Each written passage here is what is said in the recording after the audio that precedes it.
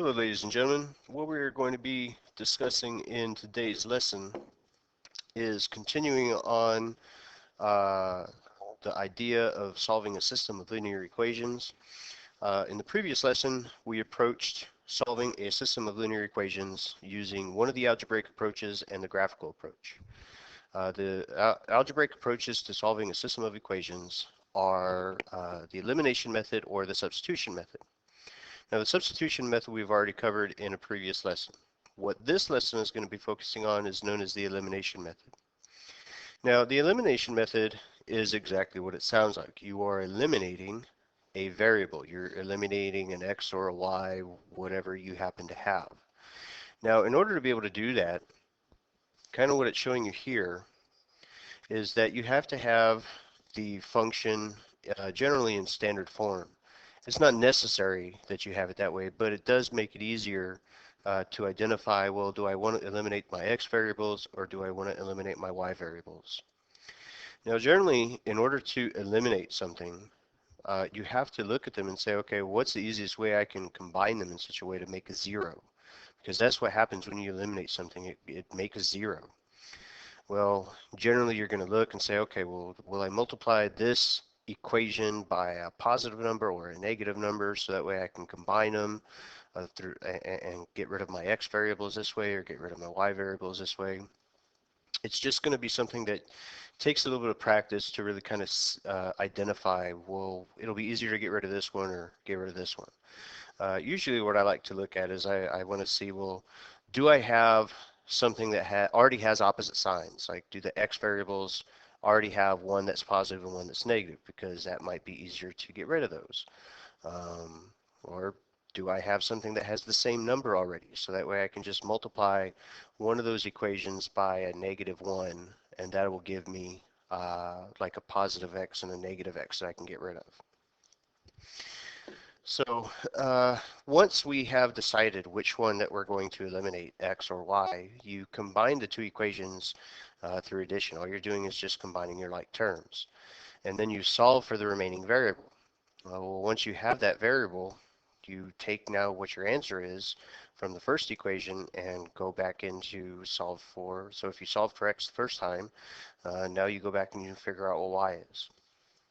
And in order for it to be a solution, just like every other, just like in the previous examples, in the previous lesson, the x and the y values have to work for both of the original equations. And we'll write our answers as an ordered pair, where x is this or y is that. Now, this is the last thing that kind of gets talked about in a system of equations. Sometimes systems are written in such a way that when you, if you were to try to graph them, they would produce the same line. That would produce something where we would say, well, there's actually an infinite number of solutions since both equations really produce the same line.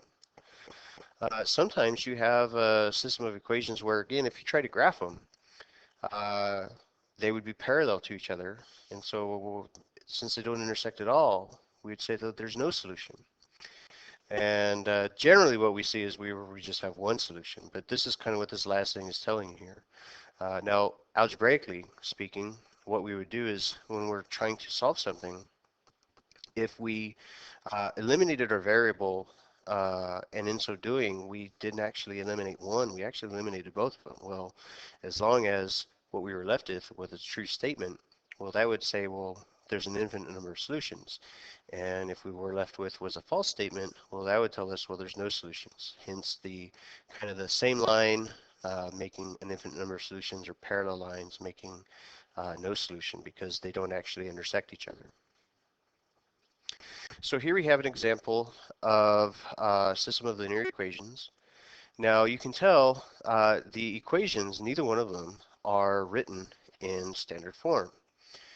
So the first thing that is suggested to us is to go ahead and write them, put them in standard form, and go from there and see what you get. So let's go ahead and do that. I'm going to go ahead and put both of these equations in standard form, where x and y are on the same side of the equal sign. So in the first equation, basically what I'm going to do is I'm going to just move the 5x over through subtraction, and we'll the equation up top, we'd generally refer to that as equation number 1. And the second equation here is the one in the second row is equation number 2.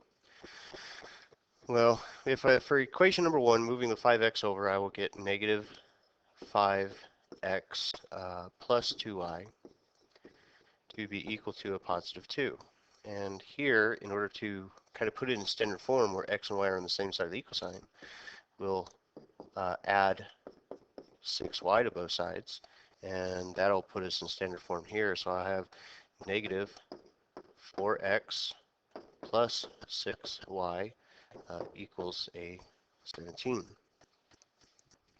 So in this case, what we need to kind of decide, okay, well, now that we have it in standard form, what do we want to get rid of? Do we want to get rid of the x variable, or do we want to get rid of the y variable? It's just going to take a little bit of experience to try and figure out, well, which do we want to do? Now, the x variables, both of them are negative, and the y variables, both of those are positive. So it's not like one automatically clearly has an advantage by one's positive, one's negative. So if I wanted to eliminate the x variables, the smallest number that a 5 and a 4 have in common is a 20. So that means I would have to multiply both equations by something in order to make x a 20 in both of the equations. Now, if I look at the numbers, the coefficients on y, I have a 2 and a 6. Now, 6 is the smallest number that is in common between a 2 and a 6, because I could multiply a 2 by a 3 and get a 6 that way. So what I'm going to do is I'm going to multiply equation number 1 by a negative 3. The reason I'm going to multiply it by a negative 3 is, first of all, 2 times 3 will give me a 6, and I have to have the same number in order to eliminate them. But I'm going to multiply it by a negative 3 because in order for me to eliminate them, I have to have one number that's positive and one number that's negative. So what we're going to do is we'll multiply this equation, everything in it, by a negative 3. So we'll just kind of drop down a row here, and so negative 3 times negative 5 will give me a positive 15x. Negative 3 multiplied by negative 2 will give me a negative 6y, which is what we want. And on the equal sign, after the equal sign, negative 3 times a positive 2 is a negative 6. Now we're not doing anything to equation 2, so we're going to just put that right underneath equation 1, just like we have it originally. So negative 4x plus 6y equals 17. And now what we're going to do is we're going to just add these two equations together. So 15 minus 4, well, that's 11x's. Negative 6 plus 6 gives me 0 y's, which is kind of what we want, equals, and negative 6 plus 17 gives me a positive 11. So the whole point of eliminating something is to have 0.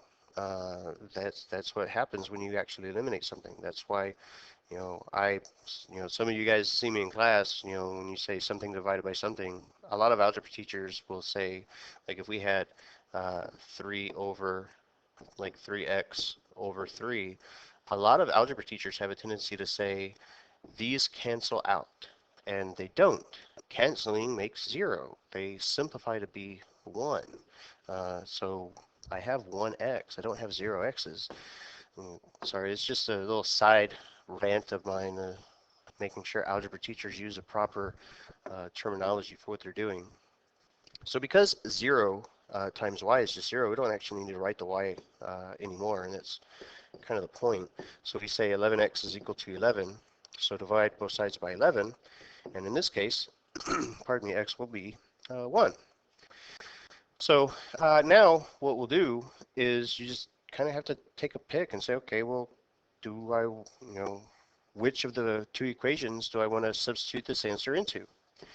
Now, when it comes to substituting the problem, my recommendation is to always go back to the original equations, because what we started with, we've done a couple of things to it. From what we started with, we put them both in standard form. So that's one change that we did to the equations. And in equation one, we actually multiplied everything in there by a -3 to try to eliminate the y's. So we've actually done a couple of processes to the system already. Now, if we made a mistake somewhere along the way in those processes to solve y, or to figure out what x is in this case, then the answer that we're going to get is going to be wrong. And we don't want to go back to something that we messed up in the first place. We want to go back to the original problems, go back to the original functions. So looking at equation one or equation two, it's up to you to say, okay, well, do I want to substitute that one into equation one or into equation two? Now, it really shouldn't make a difference which one you do. You should get the same answer either way.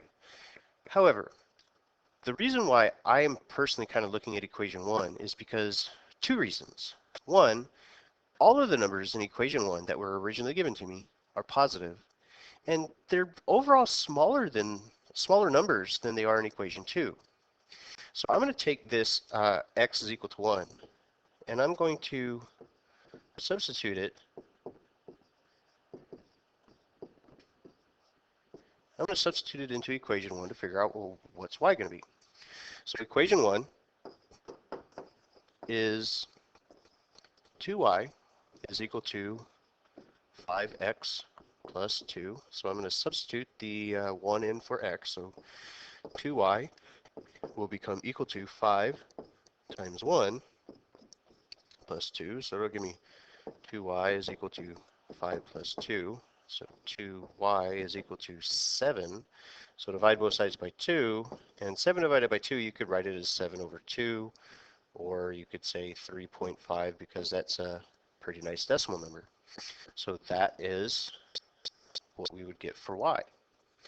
And so it is asking us to write our answer as an ordered pair. So x would be 1, and y would either be 7 over 2, or we would say 1 and 3.5, whichever one you wanted. They're both the same thing. One's just in fraction form, one's in decimal form. So that's the first example that we're going to see is how we solve a system of equations using the substitution method. Now, here we see something that's already kind of written in standard form. G and H are both on the same side of the equal sign. And so it's kind of up to us now. Okay, we'll say, oh, well, what do I want to do? If we are going to solve using elimination, we want to say, okay, well, do I want to get rid of the G variable or do I want to get rid of the H variable? Now, both the variables in equation 1 and equation 2, one is positive and one's negative. So I have a positive G and a negative G, a negative H and a positive H. Okay, so that gives us, so that kind of helps us, okay, well, they already have to be positive. One has to be positive, one has to be negative. So when we figure out which one we multiply, we don't have to multiply by a negative number. Okay, now you have to say, okay, well, do I want to get rid of G or do I want to get rid of H?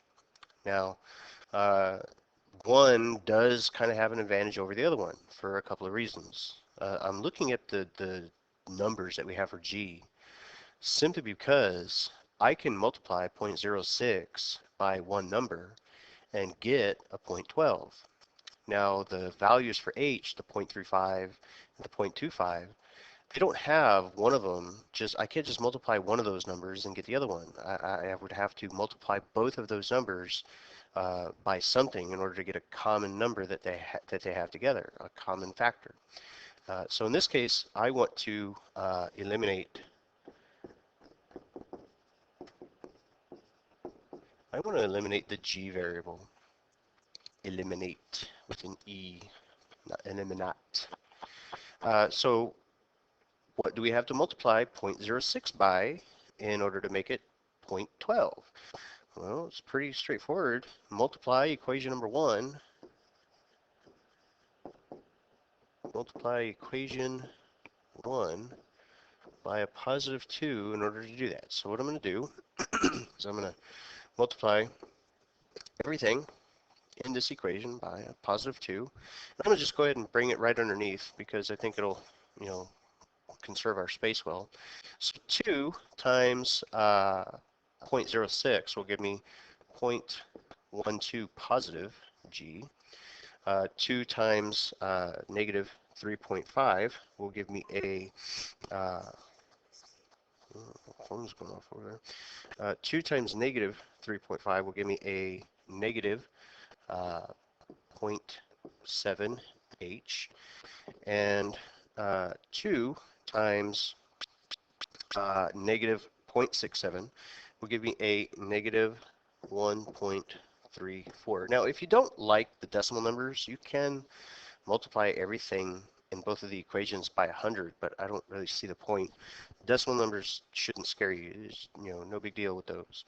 So we multiplied everything in equation 1 by a positive 2, so now we're going to just rewrite equation number 2. So I'm going to say negative 0.12 G plus 0.25 H equals 0.44. And at this point, just combine your like terms. We're adding both of the equations together.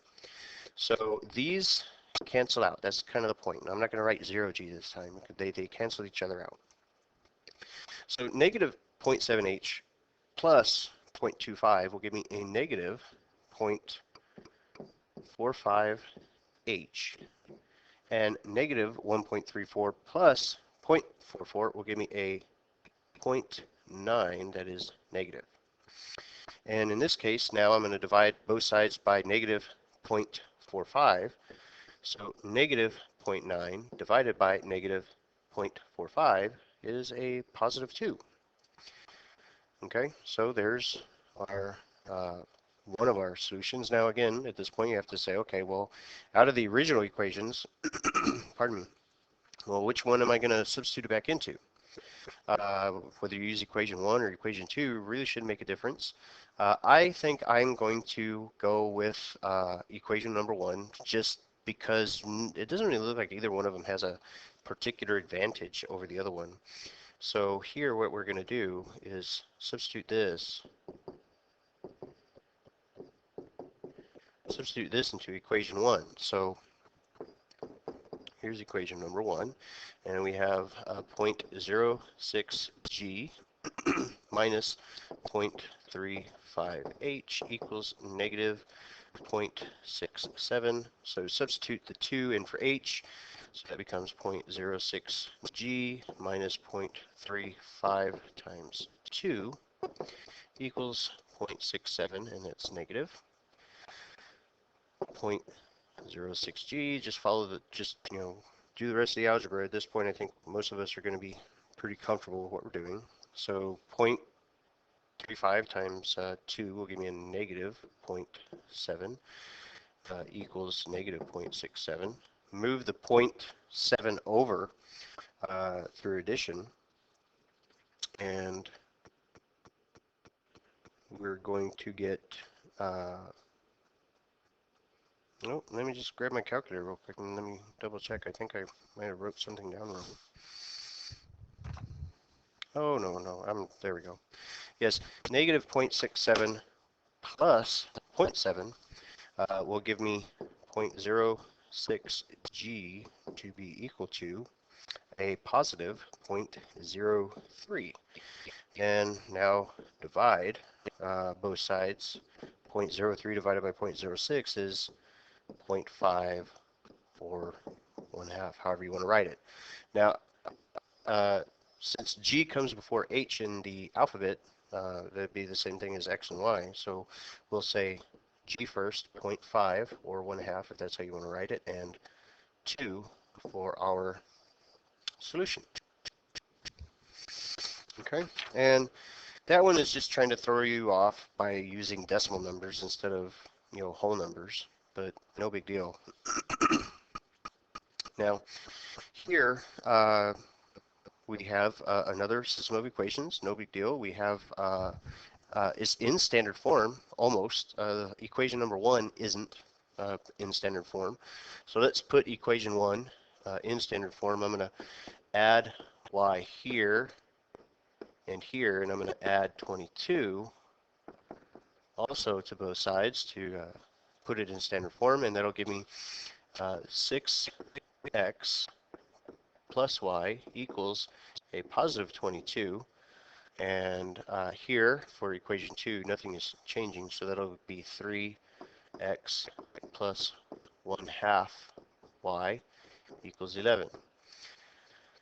So, well, looking at it, uh, x and y are both, everything's positive, so I'd have to multiply something by a negative number. So, well, let's just multiply here. I think if we multiply equation 2 by a negative 2, then we should be able to eliminate x. So I'm going to take here and multiply negative 2.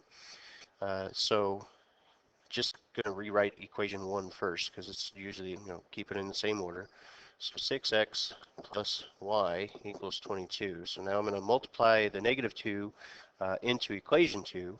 So negative 2 times positive 3 is negative 6x, and negative 2 times 1 half, well, it's negative 1y, and 2 times the 22, that'll give me a negative, or negative 2 times 11, that'll give me a negative 22. So if we combine all of the like terms here, I wind up with 0 is equal to 0. So all the x variables disappear. Okay, well, what does that mean? Well, this is a true statement. 0 is equal to 0. And what we were talking about earlier is if all of the variables eliminated and what we were left with was a true statement, that tells me that there are an infinite number of solutions. If we graphed both of these, they would wind up being the same thing. Now, here in the instructions, well, it is asking us to identify, is this system consistent, inconsistent, or dependent? So let me just put this up here. This was information from our previous set of notes. If a system is considered consistent, it means that there is only one solution. And that's usually what we see, meaning I have one number for x and one number for y. Here, this is consistent and independent. The second way of seeing a system is something that would be considered inconsistent and independent. And what that means is that there are no solutions, meaning if we graphed them, there would be a set of parallel lines, and so they don't intersect, so there can't be any solution. And the other one is what we would have as a consistent and dependent. If something is consistent and dependent, well, that's this third situation where there is an infinite number of solutions. So here there's an infinite number of solutions, so it's asking us to identify, is this consistent, inconsistent, or dependent. So we would say that this is consistent and dependent. Okay. So last example that we're going to take a look at here, as far as solving a system of equations. Now, I know we've been talking about using elimination to solve these problems where we get rid of x or y. Now here, and if you wanted to, you would be certainly welcome to continue doing it, but what this is telling you is that, okay, well, if I happen to have the same term that's used both times, so in this case, in equation 1, I have an 8x term, and in equation 2, I have an 8x term, and since equation 1, 8x is equal to this expression, well, that means I can take this expression and substitute it in here for 8x. And so if I do substitution, well, that's going to give me 3y plus 24 minus 5y to be equal to 36. And now we can figure out what y is. pretty easily. Combine your like terms, the 3y and the negative 5y, that will be negative 2y plus 24 equals 36. Move the 24 over through addition, and that will give me, I'm sorry, through subtraction, and that will give me negative 2y to be equal to 12. So divide by negative 2, and y will be a negative 6. So there's that guy right there. And so even though it is kind of, the other examples that we've been talking about, the name of this lesson is solved by elimination. Don't, let that stop you from thinking about what you're doing. So in this case, since both terms have that 8x, well, and 8x is isolated in one of them, that means we can substitute whatever that expression is for 8x into the other equation. Okay, so here, now I'm going to substitute this into something.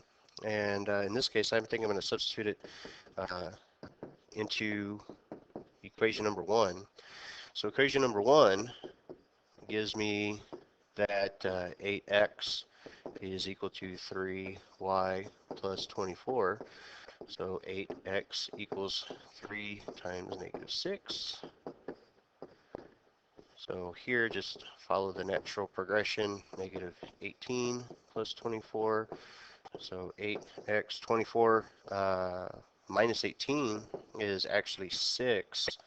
So here, 6 over 8 simplifies to be 2/3. And that one's not a nice decimal. That one's a repeating decimal, 0.66666 forever. So we don't want to write it as a decimal. So our solution in this case will be a positive 2/3 and negative 6. So again, just to kind of summarize, if you're going to use the elimination method to solve a system of equations, you want to try to have it in standard form. It's not necessary, but it makes it easier to kind of see what variables you want to eliminate. Pick a variable, x or y, use your judgment to see which one is probably going to be the easier one to get rid of. Combine your like terms. Once you have the one variable solved for, pick one of the original equations, go back, figure out what that one's going to be, and go from there. Write your system as your solution is a set of ordered pairs, and you're good. So if you have any questions, make sure you have them written down as you go through the lesson and bring them to me in class or come to see me in tutoring. I'll be happy to help you with anything. And until next time, see you in class. Thanks for watching. Take care.